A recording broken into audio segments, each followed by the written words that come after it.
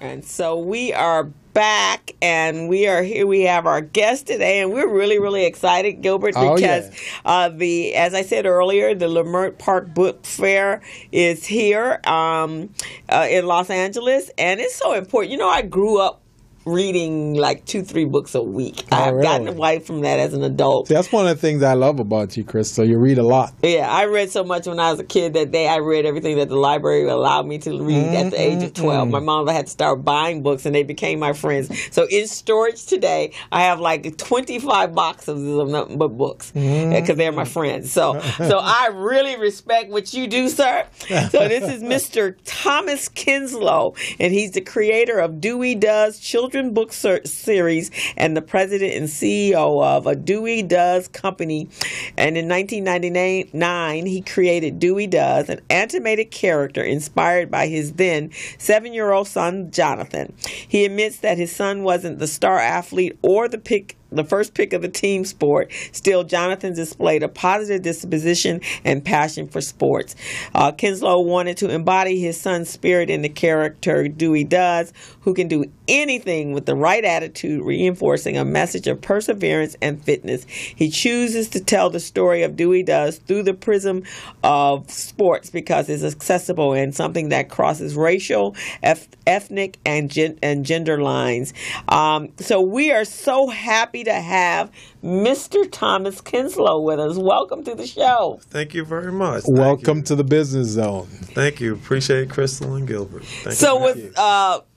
Are you a writer or just the publisher? Well, I started out as a writer. Okay. And I couldn't get my own books published, so I converted and started becoming a publisher. No, that's important. Yeah. So are most of your authors, are they actually children book writers or story writers? Or yes, our main author is a gentleman named John Cooper, and he's a screenplay writer by trade. Oh, okay. And he came across, we kind of somehow met each other. He's from Long Island, New York, and he converted himself into writing children's books. Oh, okay. So tell us about Jonathan and what inspired you to, because something he did that inspired the whole process. It was his passion. It was self-induced. A lot of parents tend to force their kids into certain things, and I let my son evolve into it. And sports was his. He just gravitated right to it, and I just sat there and watched him. Okay. And he was overweight and no less than confidence. He had all the confidence in the world, just overweight, and his coaches shied away from him in basketball and other sports. But I noticed his passion took over every single time. Okay. His will to become better at each game. Okay. So how old is Jonathan now? 23. Wow. Yeah. So how does he feel that this book that the character is based upon him? Oh, he loves it. He does? He loves it, yes. Oh, now, what does he do? What did he go to school for, and where did he go to school? He ended up going to Fresno State. Oh, well, so he's out here. He was out here. No, he was out here. Okay. And played a little football, and then now he's back in the workforce in New York. Oh, okay, cool. Excellent. Now, is that the only book that you've written? We've published 3 books. Okay. The Comeback, First Aid, In the Groove, and The Comeback. All central focused on Dewey Does, and they do pretty well in the New York City school system and different places around the country. That's great. That's great. So how do you see fitting in writing books and publishing books, tying that into entrepreneurship? How do you see that? It's a challenge. Some people say it's a challenge because you're African American, and I say no. Okay. I accept it as a challenge overall to get into an industry that I'm not familiar with. But from now, I am very familiar with it. Yeah. We have successfully sold over 30,000 books. Wow, that's phenomenal. That's Congratulations. Thank you. What distribution channel did you use? Amazon or? We directly off our website. Oh, really? We go directly into the school systems. And particularly the New York City school system has been very good to us. That's great. And right now they sell directly off our website. And yes, we do have an online and on Amazon. That's good. Yeah. That's very good. Wow. So I see some of the characters. Let's see. We have Big Bang. He's a 10-year-old African-American boy who doesn't play sports, but instead loves playing the piano and is a musical prodigy. And Shy Anna. Shy Anna, yes. And she's Asian from China who's unbeatable on the basketball court. And we have Fussy Fran, white girl who's always a little fussy, second-guessing Dewey in his antics. And Cindy Joy, a white girl who insists on getting her hair and nail done and already camera-ready for a selfie. And Trevor Sparks, a Latino boy known as Mr. Cool. So who and this is the... You didn't develop this. This is the writers. Yeah, no, I developed it. You developed this. I actually developed the Dewey Does' friends, Okay. how they associate with each other. Okay. And each one of those characters actually came from people I've had experiences with. Okay. So, Big Bang, a good friend of mine was named Steve, and I didn't know that he was instrumentally inclined. And he was very good at playing instruments. Well, we did not know that. But he wasn't good at sports, but yet he tried to always come and play basketball with us. Okay. Until I got to know him. And I was very impressed. I said, I'm going to make a character behind you called Big Bang, because he was a very big kid. And really, part of it was because blacks always stereotyped. Yeah. So... for me, I walk into a room full of whites and they say, basketball. You're a basketball player. Yeah. Like, really? And how exactly do you know that? Because you're tall. Yeah, I'm tall. And then one kid would throw an alley-oop, and I'm saying, what do you want me to do with that? So how tall are you? 6'3". Oh, wow. Yeah, so I still couldn't See, sitting down, I couldn't tell that, man. I'm thinking, probably about 5'11", 6. Yeah, no, I still couldn't dunk. Really? I was a pretty good shooter. Wow. So what was your sport, though? Basketball. Okay, so and track and field. Basketball was my love. Yeah, my son's was football, and I really want him to be a basketball player. You know what I was just thinking right now? I was thinking about that movie, White Man Can't Jump, where Black Man Can't Dunk. Absolutely. I'm sorry, I had to go there with that. I'm sorry. But it's so funny. We assume that children, that all of them should be involved in sports. And I used to be, kids have always been a passion of mine. I don't have any of my own, so I gave all that to other people's children. But I was a ski instructor, and I taught kids how to race. And I remember when I was instructing at Bear, one of the things that we did was we became an instructor at a local ski resort so that we could actually teach our own kids when we came back home. So there was a number of kids would come in the class. You didn't know these kids. They just signed, their parents signed them up and dumped them in your class, and you had all day with them. And I remember this one little boy. I get him up on skis and he'd fall back down, and I'd get him up on skis and he'd fall down. I was like, man, you got like noodle legs. What's wrong with you? Because his little legs wouldn't lock into his pizza pie.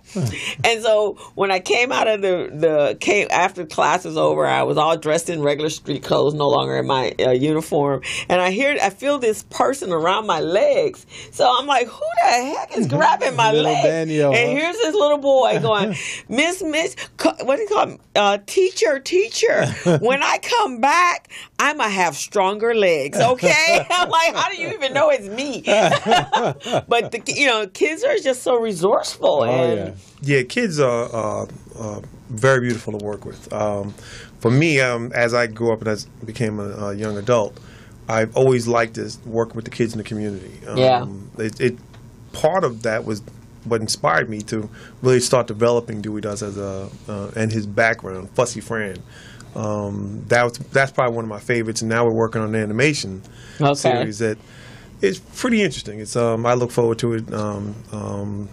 We're calling it Sports Makes Me Feel Happy. Okay. And it's a campaign we're starting to come out with and try to get kids more involved. And part of what we want to really bring to the stage with Dewey Does is diversity.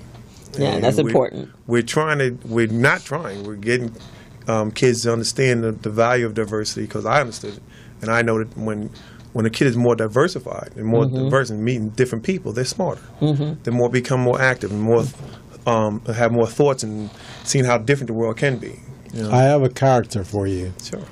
I want you to call him Gilly the entrepreneur. Oh, you put him in there. That's going to be big for you. I'm telling you. It's going to be big. We actually have a short story. We publish short stories when our authors not working on books. We work on short stories. Yeah. And one of them about Dewey Does being a little entrepreneur. That's what I'm talking about, man. Because, see, what we got to do with our kids is start them early into becoming entrepreneurs. See, when we were growing up, we didn't have anyone to teach us how to be entrepreneurs. And that's why many of our small businesses now, they make bad decisions in business because they don't have that mindset, the concept, no one to teach them. They stumble and fall, no one to really pick them up and say, hey, continue. So we want to start doing that for our kids right now, teaching them how to be entrepreneurs so they can learn from early. See, and that's interesting because one of the subjects I've got involved with a couple of friends of mine, entrepreneurs, is that we're still being the first at it. Yeah. And that's where, if you're the first, you're also going to be the first to make mistakes. Right, exactly. And you're going to make a lot of mistakes. And be ready for it. Oh, yeah. And it's almost good and bad, you know, and to realize part of what I was listening to in your show is our history. And yes, we started out as entrepreneurs. Oh, yeah. That's how we started. And we had no choice. Where did it go? I'll make the argument that it was taken away from us. We have to get it back, and by doing so, we got to get out there, develop, and have the courage not to be afraid to fail. Exactly. You know? And it's interesting you said that because I get that when I'm having conversations with people. A lot of them are so afraid of making waves, and they feel that if we just stay right here in this little line or this little space, people won't bother us. But they're going to bother us regardless. I mean, we really, truly, as Gilbert said earlier, we're 12% or 9%. But when you look at from the inside, we're in this inside, and we know that our communities are hurting. I just came back from Baltimore, and I had never seen communities that we don't even have what we consider ghettos here in Los Angeles compared to what I saw when I was in Baltimore. And I'm sure you've seen that in New York City or in the area you're from. Now, I'm from upstate New York, and Buffalo, and I guess it was a disadvantage because I lived in a multicultural community my whole entire life. I had friends of every ethnicity. So I didn't recognize or even get exposed to any kind of racism until I was 26 years old. And I didn't know what it was. So I had to ask my mom, what the heck is going on? Because we weren't raised like that. But when we think about that, we're so afraid. And I know that's an intentional thing, was to keep us from moving forward and doing anything and just keep us in our little safe zones. But you have conversations with people, and they don't even think it out. You know, they'll go, oh, my God, so-and-so is having, like, really? Let's think that through. How is that going to happen? Did this happen to you? Well, no. Okay, so then how is that going to happen? I had that conversation just the other day with a girlfriend of mine because there was supposed to be a big a rally in Santa Monica this weekend at Google, and they were and on this map, when you see the hate map, they say that California has the most hate groups in the country. Well, let me think that one through. That really doesn't make any sense to me. So, and in numbers, they said 79 hate groups in the state of California, which is a big place compared to being on the East Coast, right? Because you can go from New York to D.C. to Virginia to Maryland all in one day back there. Absolutely. It takes you 12 hours to get to San Francisco. So nobody's going to be jumping on their car in 12 hours to get somewhere to create havoc, right? Exactly. But when you're on the East Coast in the South, you were in the South, Mississippi, right? You could get to Mississippi, you could get to Alabama, you could get to Arkansas, you could get to Florida, Georgia, all within a 4-hour time span. So when you tell me that, that says, a hate group, which is going to have Klansmen there, because we don't have Klansmen here. We got neo-Nazis, but we don't have Klansmen. They can do a whole lot of havoc in that space than they can here. Yes. And that's how I see things. That's how I look at things. So, because the state of California is really pretty large compared to, and the distance to get to and from. It take you with traffic 4.5 hours to get to San Diego. I'm telling you. By the time you do traffic, you're done. You're done. You're wiped out. You have no time for havoc. For those of you who are just tuning in, you're listening and watching the Business Zone with Christo and Gilbert Buchanan, the small business paramedic. Our phone number here is 323-293-3375. That's 323-293-3375. So you're doing some of this great work that you're doing with books. Yes. You're doing it in the New York City school system. Yes. How about here in California? Are you doing anything within the school systems here? Not yet. We're learning about California, working with the larger states. Okay. It's very challenging. Yeah. We are working with some schools in Houston. Okay. And there I am finding out how big a state can be. Oh, yeah, yeah. that's a big state as well. And different dynamics in every part of the state, right? Yes. So we were looking initially to converting books to Spanish. Mm-hmm. We kind of slowed that down because we still Why?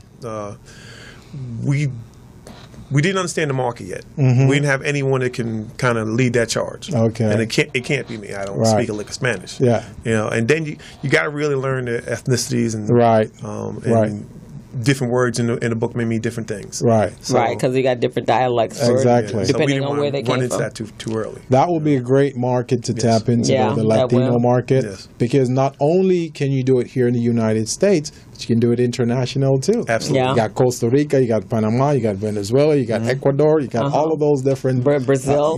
You see what I'm saying? Yeah, and Dewey Does, being a 9-year-old boy who loves sports, is a really great tie-in. Yes. Yeah, because you can bring in the soccer side of that, right? Everything. And all of that. So the animation, you talked about now that's one of your next steps or your next project. So what does that look like? It looks great. You ask me. I know I'm going to deal with different challenges. The book's already enough of a challenge, but the animation just seems like the next right step. I wrote a script called "The Save My Sneakers." Okay. Yeah, and we are working on converting different parts of it to test animation. So now the artwork is amazing. So is there an artist? Is that you or No. Okay. When I first created Dewey Does, yes, I was the illustrator. Okay. But I always say, if you can find someone to do it better, just open up a checkbook. That's so true. Yeah, I love it. I love the characters. I love the animation in there. So now, the illustrations are so very now. Sid Blaze out of Brooklyn, New York. Okay.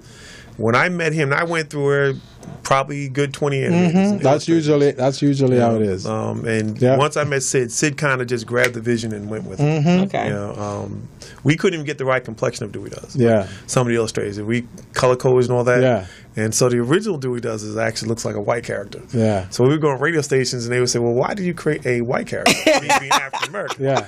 And I said, "No, he's African American." I said, "Well, he looks." I said, "Well, okay, he's brown." But no, he's African American. But that was another conversation because I said, "Well, why should his color be an issue?" Because he's just a 9-year-old boy who loves sports. Yeah. That's how it could be any ethnicity. So some of the interviewers had an issue with me being African American, creating a character that looked white. Wait, now did I read that he was multiracial? Yeah, he was multicultural, right? Yes. Okay, so he was white and black, or biracial. But you know the rule. The rule. 8%. Yeah, exactly. Did you see that? It was on Facebook where President Obama. Yeah. He was looking at the window, and when right after Charlottesville, and the little white kid and the black kid and the Hispanic kid, and he was saying, children don't see color, and they don't, which is, again, we grow up and learn to be this. Right. Children don't see it at all. So I love to sit down and watch these different ethnicities just play. Male, female, white, black, Asian, Indian.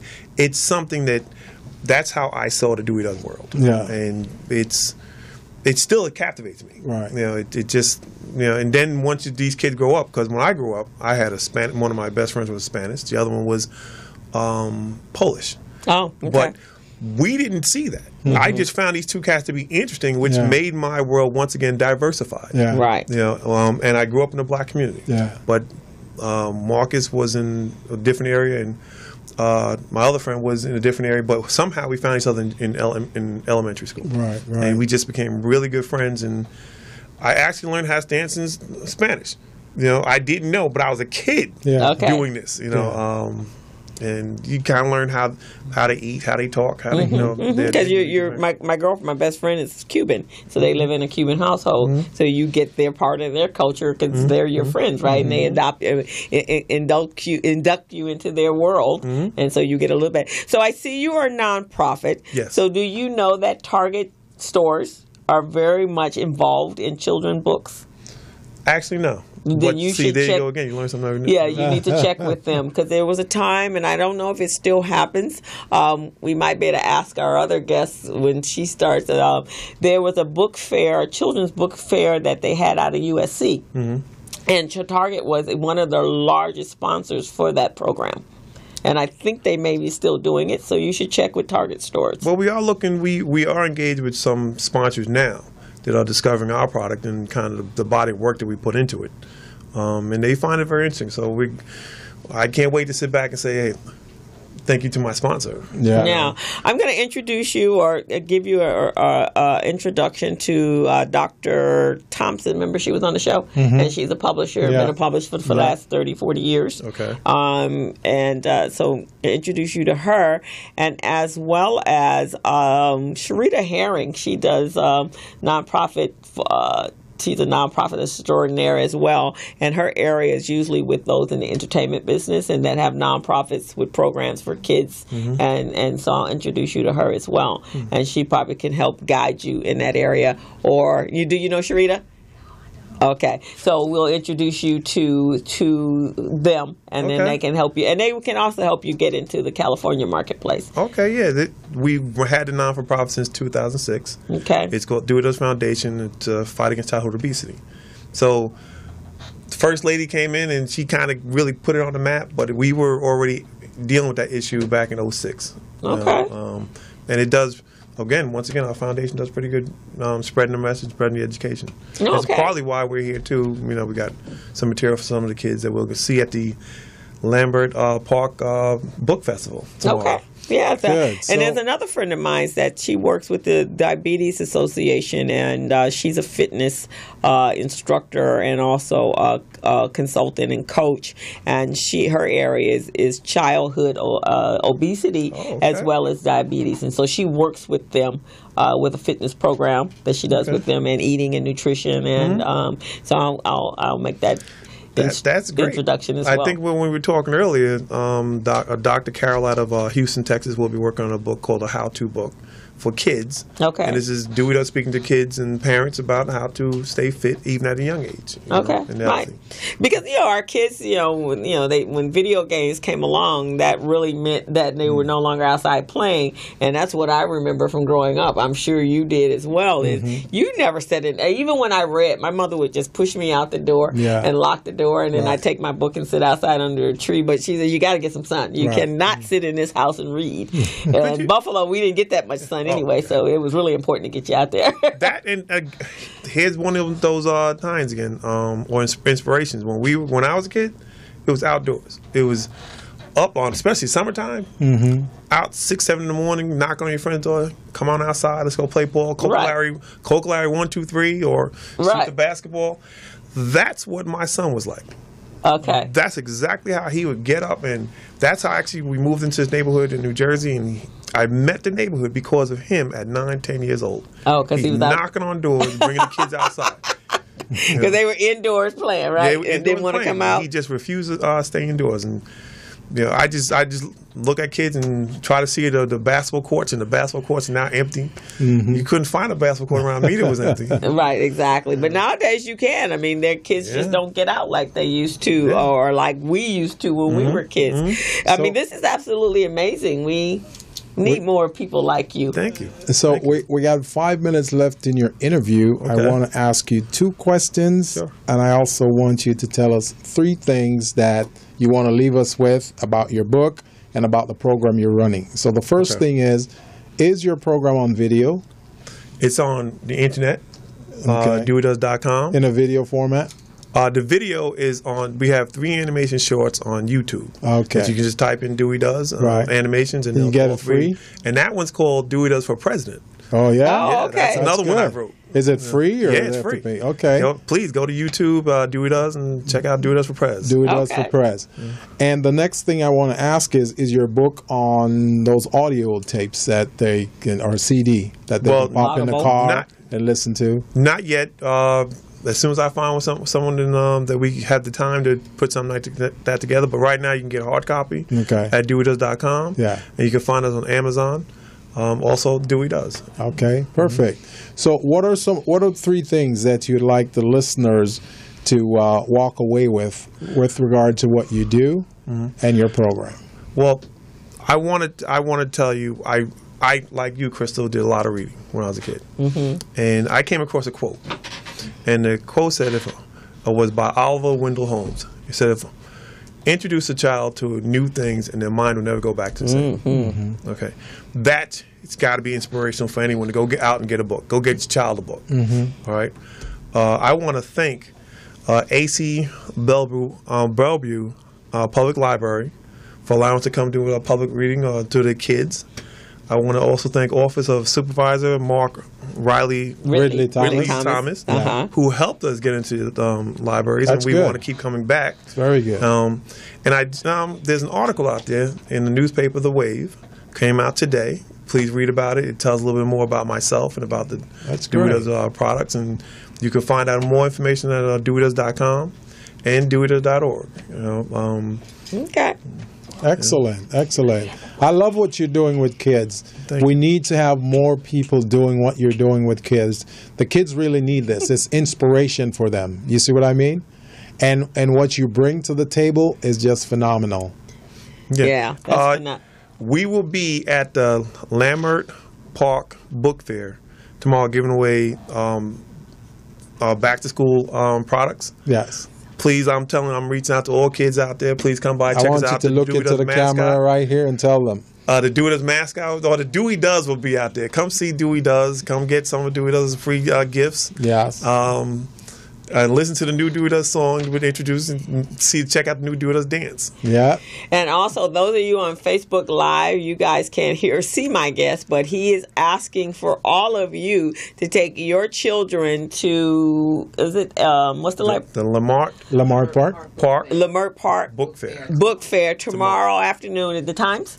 All day. 6 all to 6. Day long, 6 to 6. They have back to school gifts for the kids. They have a new dance and new music and everything for the kids. So you guys tell a friend and take them on out there. Take the kids out there. And they just got back to school, so this is a great time. They're ready to read some new books, and Dewey Does can help them embrace their diversity in our community. Right? Absolutely. So since we're on video right now, you want to show us a little Dewey dance there so they can get it when they're logging? I don't have skills like that, but Dewey Does. I can tell you that. Dewey Does. Dewey Does.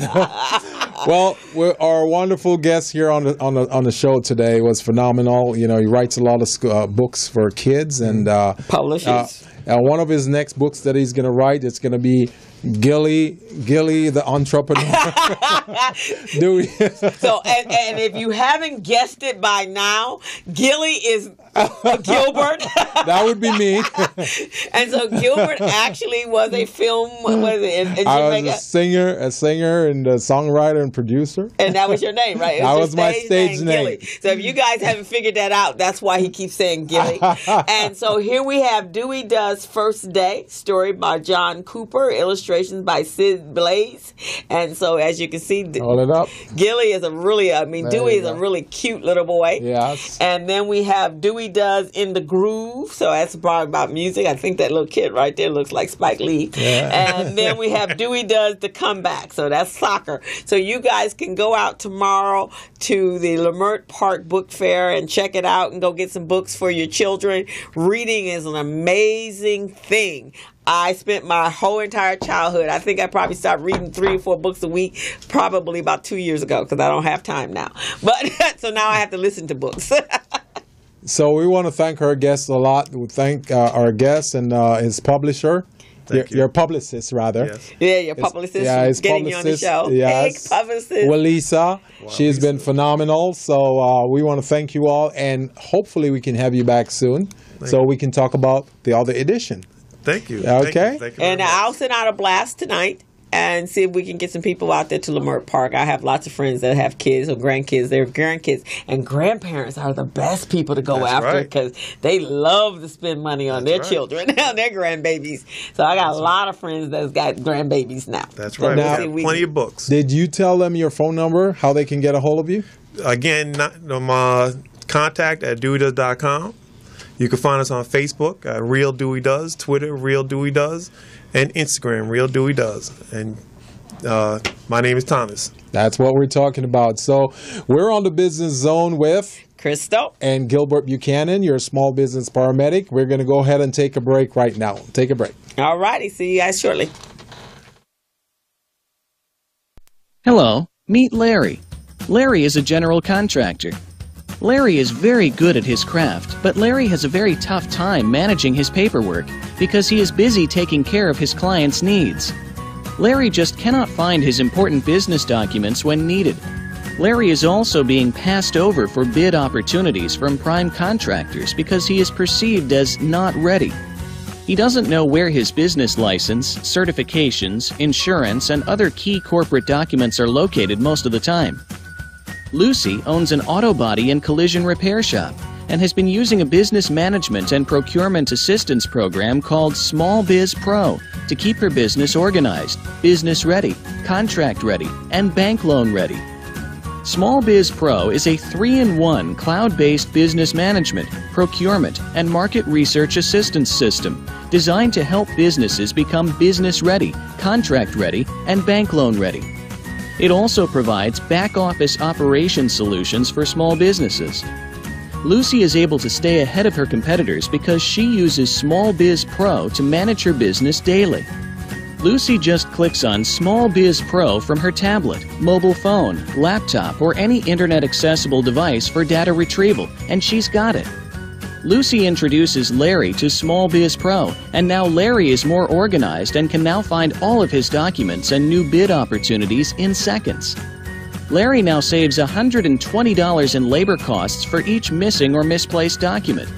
Just simply go to your web browser and log into smallbizpro.net and register today for a limited 30-day free trial offer. Services start as low as $1 per day. Let's put the competition out of business. Small Biz Pro. If you stay ready, you don't need to get ready. Register now at smallbizpro.net and begin saving money. Email info@smallbizpro.net or call 626-533-1186.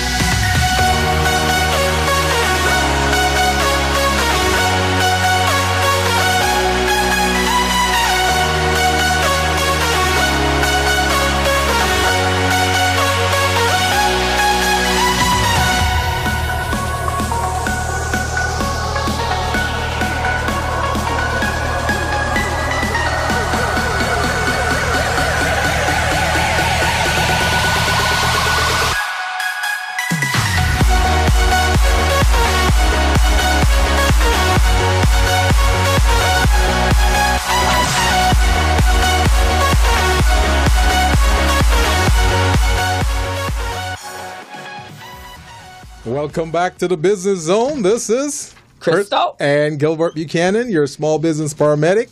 And today we've got a wonderful guest. And Crystal, who do we have in the house? We have Miss Sherri Franklin. Now, Sherri, I don't even think a bio does her well because she does so many We things. will throw out the bio. We're going to let her tell us because this lady is pretty awesome. We will go live.